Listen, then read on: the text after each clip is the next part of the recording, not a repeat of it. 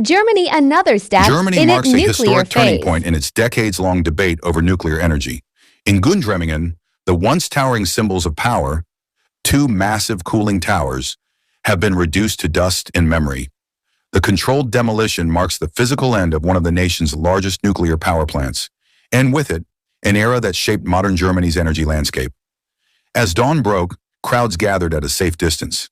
Families, former workers, and lifelong residents stood silently, waiting for the moment that would redefine their skyline.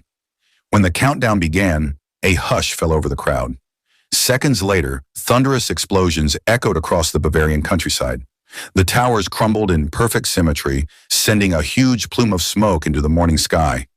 For many, the moment was both mesmerizing and heartbreaking. The Gundremmingen plant had been a cornerstone of Germany's nuclear network since the late 1960s, once generating enough power to light millions of homes. But after the Fukushima disaster in 2011, Germany accelerated its plan to phase out nuclear energy entirely, a decision that has divided public opinion ever since. Supporters of the phase-out see today's demolition as a proud milestone, proof that Germany is staying true to its environmental commitments. They believe renewable energy is the path forward, one that will secure a cleaner, safer future for generations to come. But not everyone shares that optimism. Just beyond the demolition zone, pro-nuclear activists rallied in protest, carrying signs reading "Nuclear energy? Yes, please." They warned that abandoning nuclear power is Germany's biggest policy mistake, one that could leave the nation vulnerable amid rising global energy costs. Energy experts say the debate is far from over. As Europe grapples with high electricity prices and energy shortages, some question whether Germany's transition to renewables can keep up with demand.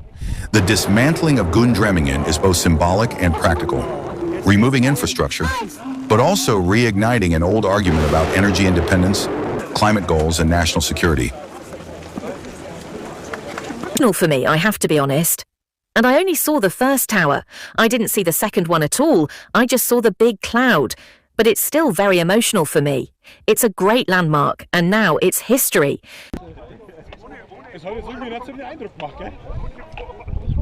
This is not necessarily about nuclear power plants, but rather about the cooling towers.